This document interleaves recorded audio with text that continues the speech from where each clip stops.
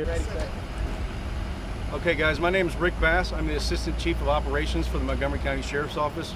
With me today is Captain Holyfield. He's the West Patrol Captain for the Montgomery County Sheriff's Office.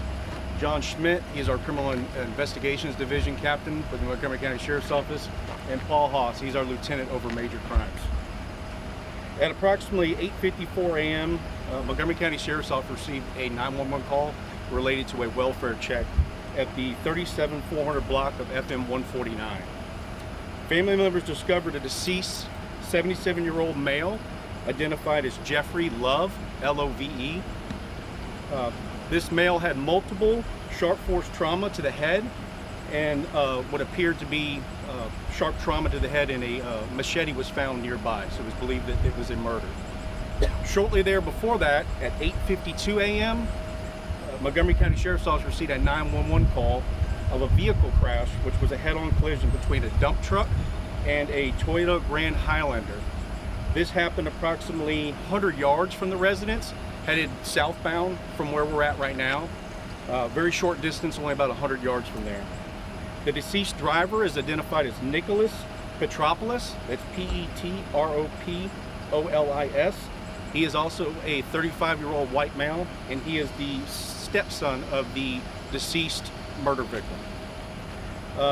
The suspect was seen by witnesses fleeing the scene shortly after the murder. This appears this is possibly a murder-suicide. Again, this is all still preliminary information. The driver of the dump truck was transported in stable condition. It appears that he's recovering.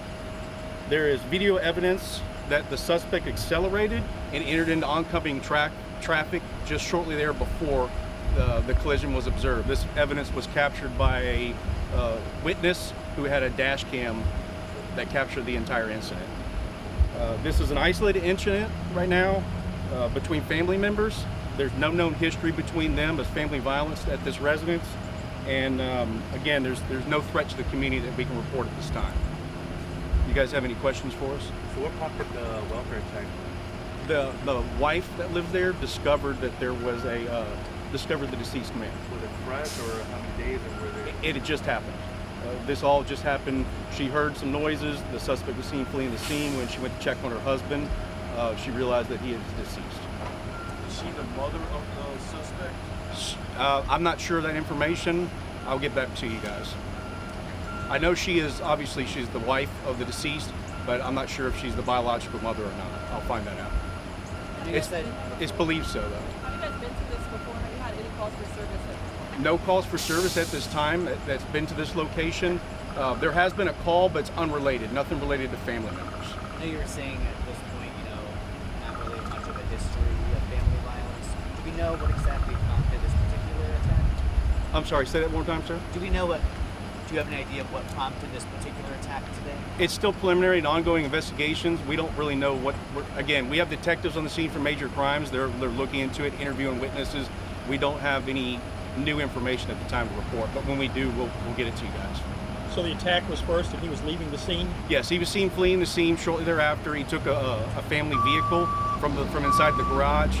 A family member saw this, and again, these two incidents happened within the discovery and the 911 call, and then the vehicle crash happened within 2 minutes of each other. You guys have any other questions? So you know that the wife of the deceased was in the house at the time. Were there any other people in the house? I'm sorry, sir, could you speak up for me? The wife of the deceased was in the house at the time, as well as the deceased, and then the stepson who fled the scene. Were there any other people inside? Not that we know of at the time. There's a separate residence there too that they're interviewing witnesses, but it's all we know in the time was just that the wife, the son, and the deceased. Do we know, does the stepson also live in that home, or who actually lives in the home at this time? Yes, the stepson does live in that home. Do you know anything more about their relationship at this point? Obviously, they're related, but They're still interviewing family members. There's no indication that there was any type of toxic relationship between the stepson and the father. Do you know about any history of mental health with the stepson? We don't know. There's nothing that we reported right now. There is some indications early on that there was a change in his medication that may have altered his mood, but they're still running down that information. The detectives are at the moment. Does he have any criminal history? No criminal history by the deceased or the suspect in this case. And the Ages on the- suspect was pronounced deceased as well. Ages on the two?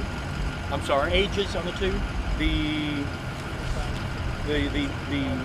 The deceased is a 77-year-old male, and the suspect is a 35-year-old male.